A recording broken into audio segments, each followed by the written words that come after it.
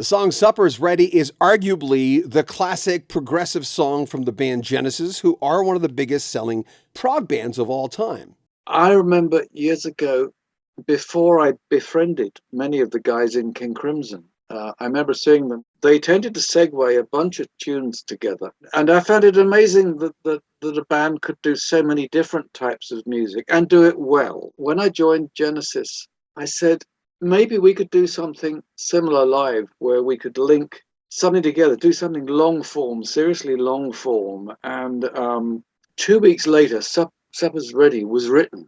Steve Hackett said it was that group, King Crimson, that influenced their big tune Supper's Ready. This and more on Rock History Music.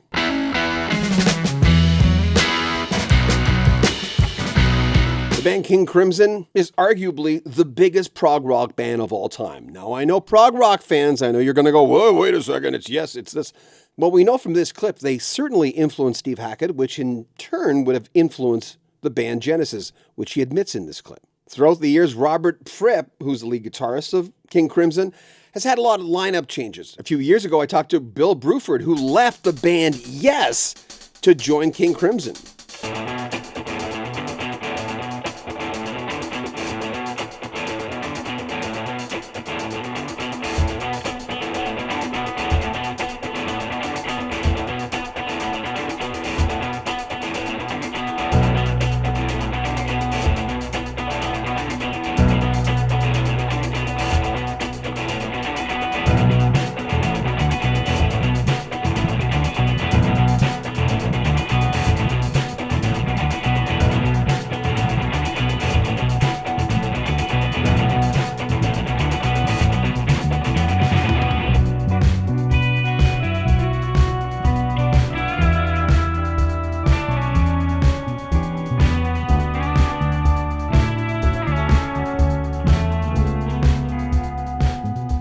Getting back to Supper's Ready. It's the musical box in Supper's Ready that a lot of real prog fans, Genesis prog fans, will write down as their top songs for the band. This is a long time before Steve Hackett left the band in '77, went on to his own. Genesis became more popular. Phil Collins discovered his vein of pop music, and they made a lot more money. But long before that, there was the classic lineup of Genesis. Peter Gabriel on lead vocals, Tony Banks on keys, Mike Rutherford, bass and guitar, Steve Hackett on guitar, and Phil Collins on drums. Supper's Ready basically takes, for the most part, all of side B on the album Foxtrot, which in itself is one of the greatest prog albums of all time, 1972. This is a year before Genesis would release what is, again, arguably one of their greatest albums, Selling England by the Pound in '73. It was a fruitful period for this group. And a lot of pop Genesis fans are discovering the prog side and even discovering prog music thanks to going back to the Peter Gabriel, Steve Hackett years. We talk about Supper's Ready, that anthem of progressive music perfection on Rock History Music. Hey, how does it feel how's it feel with later on this year, Foxtrot, it's the album with that song, Supper's Ready. And I remember the first time we talked to you, I'd said, why do you think, we had done a poll. Yeah. And it was number one. And we asked specifically prog fans. Right. Yeah. That's it. It's number one with prog fans. I think, if I'm honest, I remember years ago, before I befriended many of the guys in King Crimson, I remember seeing them when they were doing a club in London called the Marquee, before they got to support the Rolling Stones in Hyde Park. And that was a big defining moment for them. So, they're playing to a few people in a club. And then they're playing to 500,000 people with the Stones, which was their big coming out ball, really. And I remember that towards the end of their second set, they tended to segue a bunch of tunes together. And this was variable. Sometimes they would go into Cliff Richard's The Young Ones, just as a joke, and then twin that with Miles' God of War, and I found it amazing that a band could do so many different types of music and do it well. That was the thing. And when I joined Genesis, the second year, I said, maybe we could do something similar live, where we could link something together, do something long form, seriously long form. And 2 weeks later, Supper's Ready was written. Some of the parts were already in existence, and we put them together, and we invented linking sections and atmospheric bits, and sometimes it was trained all slamming, and other times it was kids singing, and anyway, something that took up the whole side of an album. And when we'd done it, we played it back to our record company. I thought, they're not going to like this. They're not going to buy it. They're going to say, "Yeah, well, I don't know what you were thinking of here, guys. You know, contracts cancelled." Instead of which, 50 years later, here we are, getting that track voted the top progressive track, over and above many of the tracks that I've loved myself, and I'd heard from many illustrious pals. And of course, Supper's Ready is also part of Seconds Out. So we're live with the band that I have. We're going to be doing the whole of Supper's Ready. And later in the year, when we stop doing Seconds Out and we start doing Foxtrot, that will still be part of Foxtrot. So it's a substantial part of the show. Seconds Out is about 90 minutes long in its entirety. It's a double album, 1970s material. So far, we've played that in its entirety throughout the UK, 31 dates, and no passes. That's been wonderful. 3 dates in London at the Palladium. So it's extraordinary, that's happening. So it's a very strange thing that at the moment, sometimes I'm going to places, and instead of doing arenas, we're sometimes doing 2 or 3 nights in a particular place, and that's what's going on in London. But I guess there comes a point at which we'll be saying, perhaps, we need to make the jump to something larger. So I would just say, if you want to see this in a theatre, there may be a short window to do this. But it's wonderful, to be doing both the old classic stuff, but also to be recording new stuff as well. So I did 2 new albums last year. We did Surrender of Silence and Under a Mediterranean Sky. Both albums were completely different from each other. They both have some aspect of travelogue and soundtrack about them, but one's acoustic and the other one is deafeningly loud. It's probably the heaviest album I've done, but also with orchestral fireworks in there as well. Was there just too much music inside of him to stay in that band? Yeah, I think that's it. It's a bit like the American War of Independence. No taxation without representation, and representation wasn't always on offer. So, I think that had, you could always say, well, yeah, you could have stayed and you could have done this and you could have done that, but there was no guarantee of getting my ideas done, and nobody wants to have stillborn brain children, especially of the power of some of the things that have come up over the years. These are the things that have been important to me. Certain songs have been, big parts of my life. I mean, imagine a world without Spectral Mornings for me. I can't imagine not having worked with Richie Havens. Imagine so many other things, working with the Chinese koto, and so on and so forth. So for me, even if I'd sold 1 billion records with Genesis instead of the mere 50 million, I think there's not enough money on earth that would replace the currency that music possesses itself. It's a magic, alchemical commodity.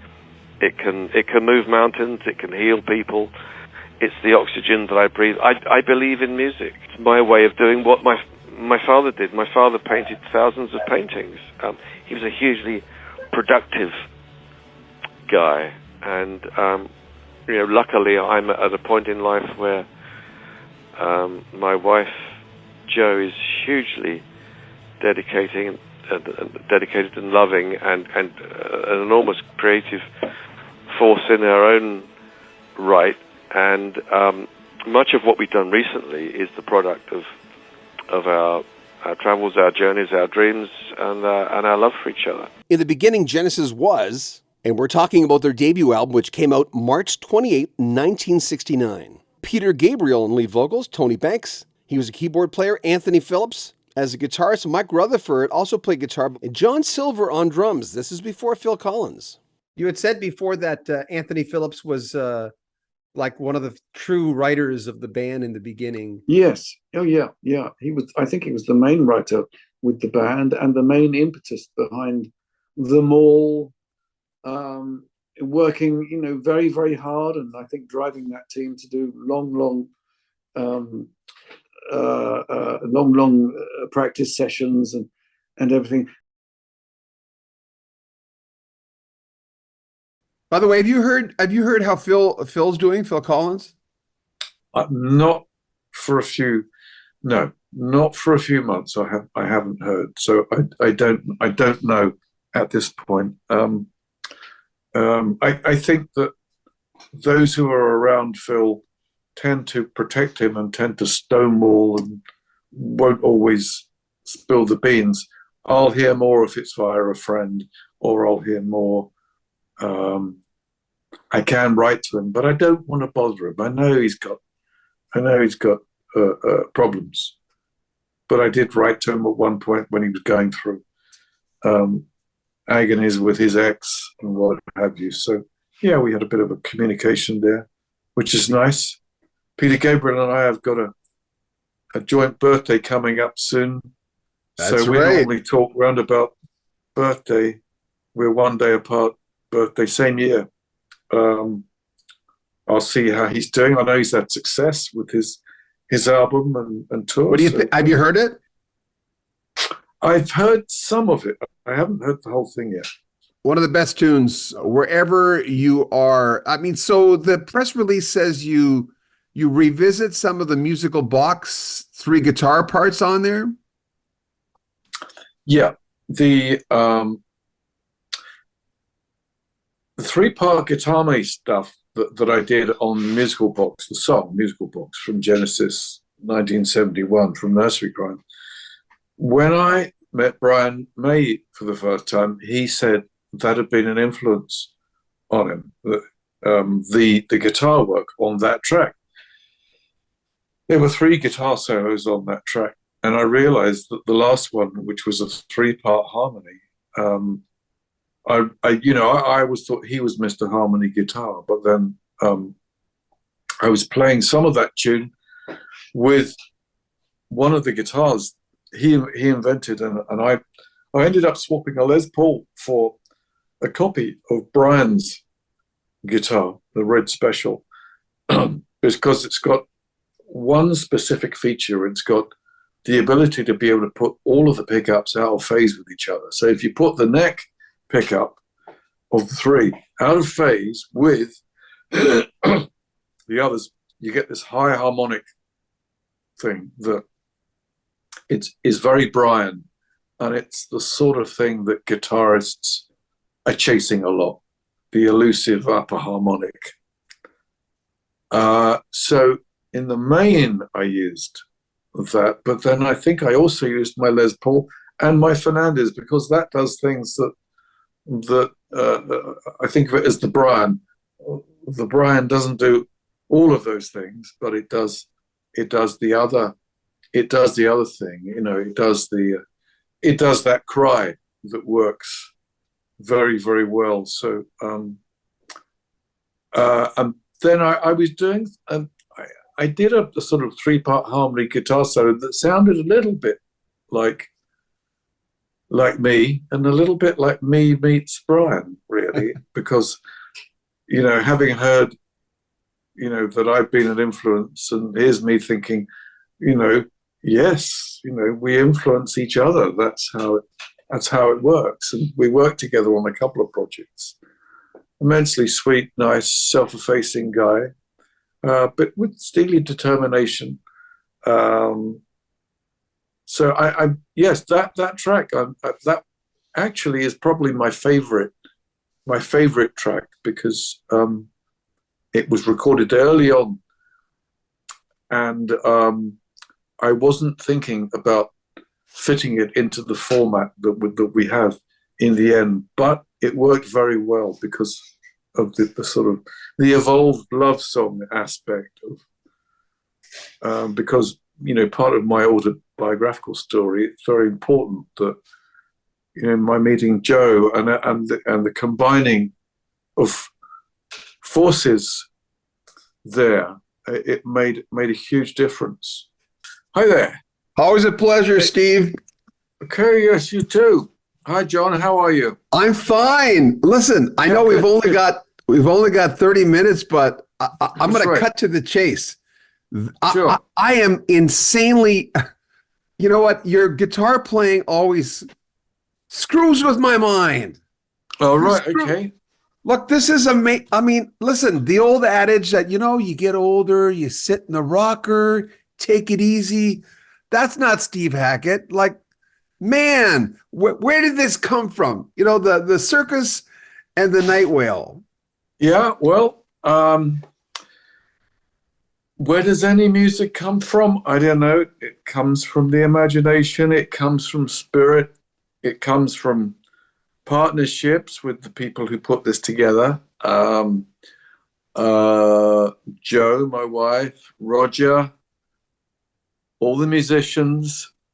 The idea of starting the album in the way that it does, the autobiographical thing, starting in 1950 with radio snippets of that time, to treat it a little bit like a film. In other words, here we are. It's a sort of a dog-eared, aged black and white photograph of the sound, if you know what I mean. And just to start with that feeling of radio before the days of deregulation over here. You know, you only had 3 radio stations at most.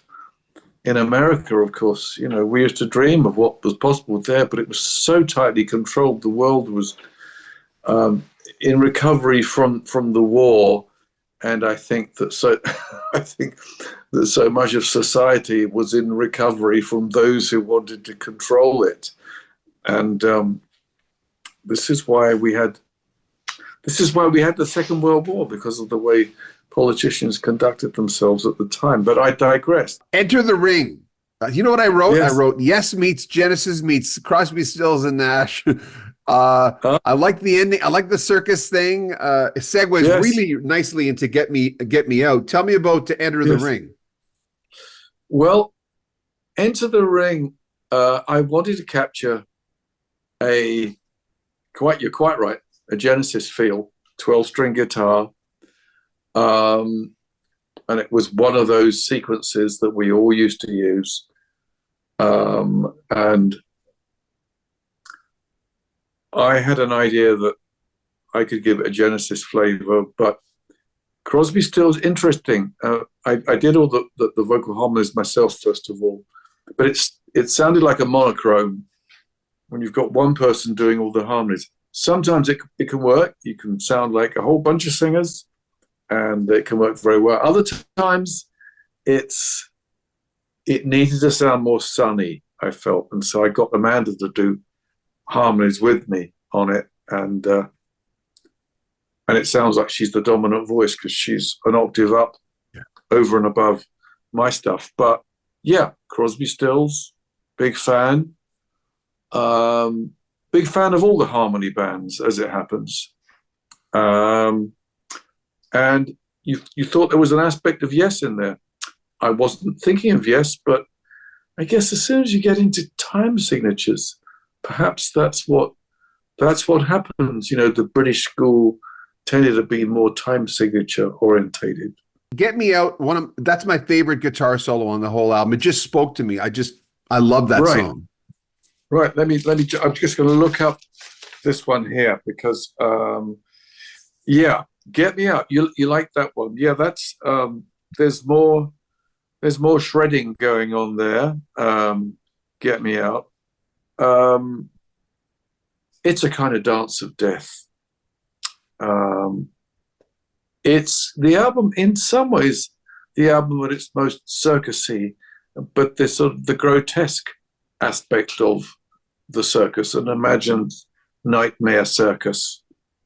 That's what that's all about. I'm very proud of the way that track sounds.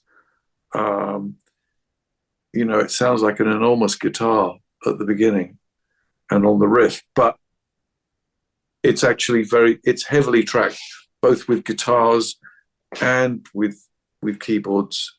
So yeah, we got some mellotron brass in there, some organ, and a very high part sounding a bit like a synth, but it's on guitar, sort of echoey type thing. Gives it a spookiness, slight sort of Zeppelinification on it, I guess, but the spookier end of bluesy stuff. Remember, join our newsletter and you'll never miss a video that we release. We have 128,000 as of this video subscribers. But for whatever reason, not all our subscribers, you, the fan, gets to see all our videos. If you join our newsletter, you'll always be updated on what we release. We try to release the highest quality videos that our team can produce. At the very top of the description, you'll get a link to the newsletter. And every week, we'll have a giveaway of either a rock book, a record, a CD, or a box set. So it's worth it. Also in the description, there's a link to our Patreon account where you can get early access to our videos, and our PayPal where you can make a donation if you love what we do. But subscribe to our channel, share our videos on social media, and the groups, the Genesis groups for this video, or even the Prog groups. Like our videos and comment on them as well. I'm John Bowden. Take good care of yourself. This is Rock History Music.